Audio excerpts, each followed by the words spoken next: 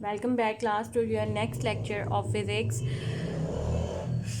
और क्लास आज का हमारा टॉपिक है डायफ्रैक्शन ऑफ लाइट।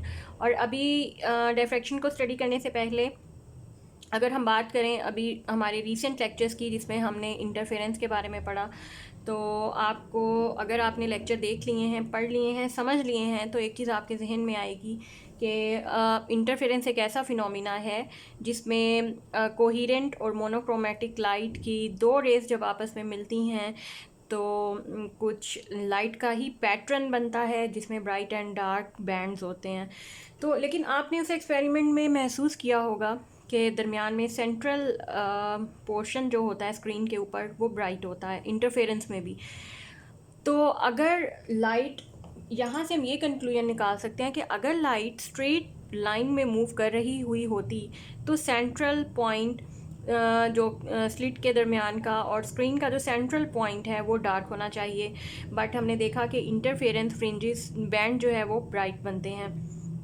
इसी तरह ही अगर आप कोई और लुक एट अनदर एग्जांपल जिसमें आप कोई भी ऑब्स्टेकल या कोई भी small ball as an experiment light rays के आगे रखते हैं या सामने रखते हैं।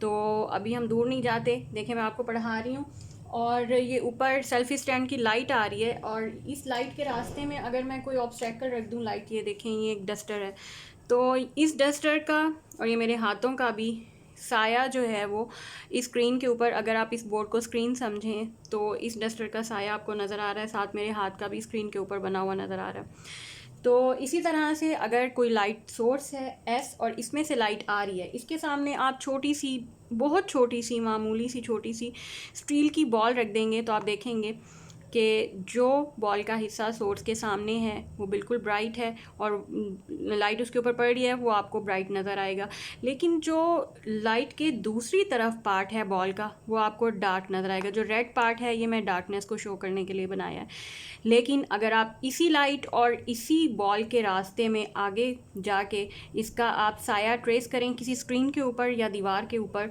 तो आपको बॉल का एक इस तरह का साया नज़र आएगा, लेकिन उसके दरमियान में एक ब्राइट स्पॉट नज़र आएगा।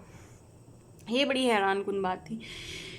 तो अब अगर इसी चीज़ को समझें तो आप देखें कि जैसे ही हमने एक बॉल को रोशनी के रास्ते में रखा तो लाइट जो है उस बॉल के साइज़ के साथ या उसके कॉर्नर से या उसके अपर्चर से, रिम से बेंड हो गई।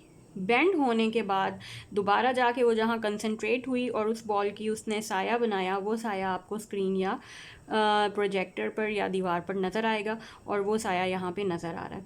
तो इसी तरह से आप देखें कि अगर लाइट रूम में लाइट के सामने आप कोई भी चीज़ रखते हैं तो दूसरी तरफ उसका साया बन जाता है, मतलब लाइट जो है वो बेंड कर जाती है। और ये रिफ्लेक्शन, ये प्रोजेक्शन बनना लाइट का, ये बेंडिंग की वजह से होता है। लाइट जो किसी भी आप ऑब्स्टेकल को रास्ते में रखते हैं, लाइट उसके कॉर्नर से बेंड हो जाती है और उसकी जाके प्रोजेक्शन बनाती है। इस सारे फिनोमिना को डायफ्रैक्शन ऑफ लाइट कहते हैं।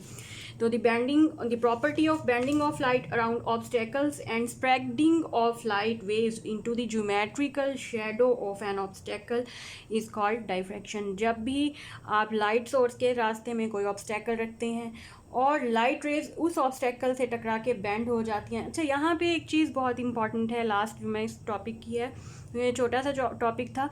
लाइट, ये फिनोमिना ज़्यादा प्रोमिनेंट उसी जगह पर होता है जहाँ पे जो आप लाइट सोर्स से आने वाली लाइट या जो लाइट आप इस्तेमाल कर रहे हैं उसकी वेवलेंथ ऑब्स्टेकल से ज़्यादा हो, तभी तो वो बेंड करेगी ना। अगर तो वेवलेंथ ही शॉर्ट है तो वो तो आराम से ही गुजर जाएगी। तो इस फिनोमिना के लिए सबसे इम्पॉर्टेंट चीज़ ये है कि वेवलेंथ जो भी आप यूज़ कर रहे हो वो लार्ज हो as compare to the size of the obstacle और aperture of the slit. The diffraction of light occurs, तो तब डायफ्रैक्शन का फिनोमिना होगा।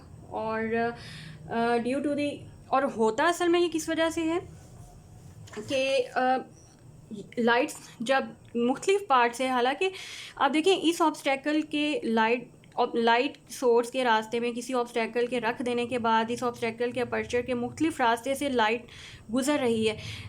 अब इस बॉल के सामने से हर रेज जो है वो एक वेव फ्रंट बनाएगी। अकॉर्डिंग टू हाइगन्स प्रिंसिपल, और इसी तरह से प्रोजेक्शन जो है वो प्लेस करेगी और हमें दरमियान पे ब्राइट स्पॉट नज़र आएगा। तो असल में बेंडिंग ऑफ लाइट होती है। बेंडिंग ऑफ लाइट होने के बाद जो नेक्स्ट वो लाइट्स जो होती हैं जो सेम वेवफ्रंट से आ रही होती है दोबारा से इंटरफेयर करती हैं, तो हमें इंटरफेयर तो दोबारा से करती हैं, हमें साया नज़र आता है।